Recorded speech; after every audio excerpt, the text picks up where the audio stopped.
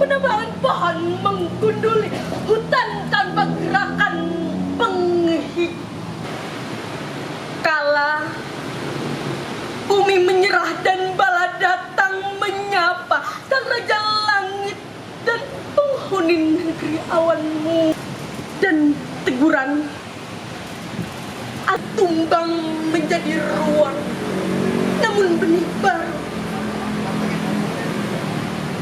bukan bangunan menggambar mimpi di atas tanah, tetapi alam pun punya harapan agar hijau yang lestari tanam setelah menebangnya. Silahkan kepada peserta nomor 04 Kristia Sanubari dari SMA 3 Palangkaraya. Waktu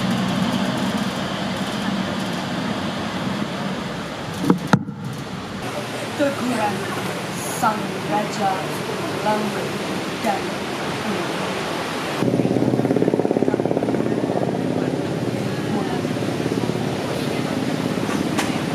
tak pernah kembali,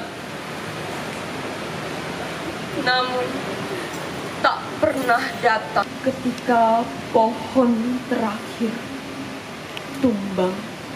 Itulah manusia sadar bahwa alam, sang raja langit dan penghuni negeri awan murka sebagai peringatan. Tempat embun jatuh di pagi pertama.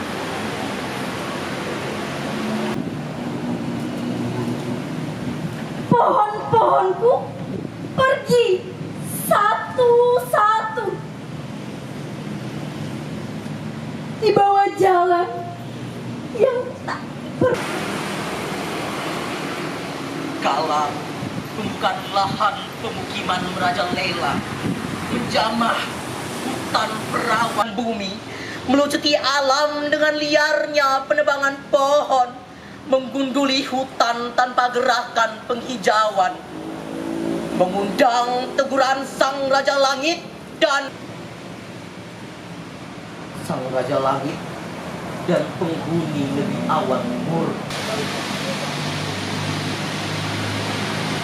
Dia adalah jantan dan pohon hijau berbaris rapi, menambah asli lingkungan hidup yang lestari sebagai anugerah kepada bukan sekadar jejak dan cerita, sebab masa depan akan bertanya. baik, beri tepuk tangannya yang meriah untuk peserta terakhir kita. Lomba baca puisi pada malam hari ini telah selesai. Mari kita berikan tepuk tangan sekali lagi untuk kepada seluruh peserta.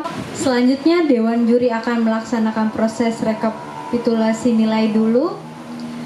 Dewan Juri, untuk pengumuman pemenang akan disampaikan sesuai jadwal yang telah ditentukan. Boleh naik ke atas untuk sesi foto bersama dulu.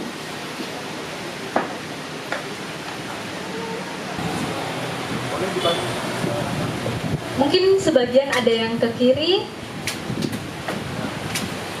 Malam para peserta yang tadi sudah tampil, saya pribadi apresiasi karena kita di Palangkaraya sudah jarang menyuarakan suara dengan lantang seperti itu. Saya merasa bangga dengan 7 peserta tadi ya. Setelah sekian lama suara-suara yang terdiam ini sudah 7 yang lainnya, sehingga lebih banyak lagi di Palangkaraya yang sekarang lagi hibernasi sepertinya ya.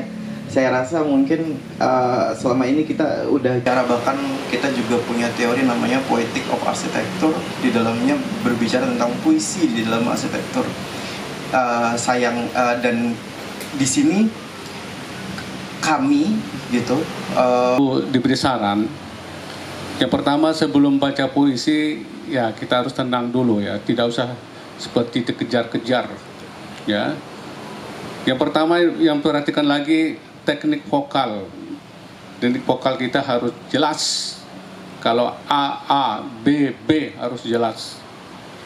Harus jelas, jadi baca itu harus jelas ya. Semuanya memang sudah bagus, tapi intonasi juga diperhatikan dengan baik dalam baca puisi. Bukan sekadar membaca. Siswa saya dahulu sering mengikut baca puisi ya, kemana-mana saya bawa baca puisi. Sampai sekarang dia masih hobi baca puisi ya, sampai sekarang. Termasuk yang mana? Apakah sedih kah ya, atau termasuk gembira, atau khidmat, atau mengajak seseorang? Itu harus jelas. Tubuh ya, secara tubuh tidak perlu berlebihan, santai ya, tidak berlebihan dalam baca puisi ya. Kemudian diperhatikan juga penampilan itu harus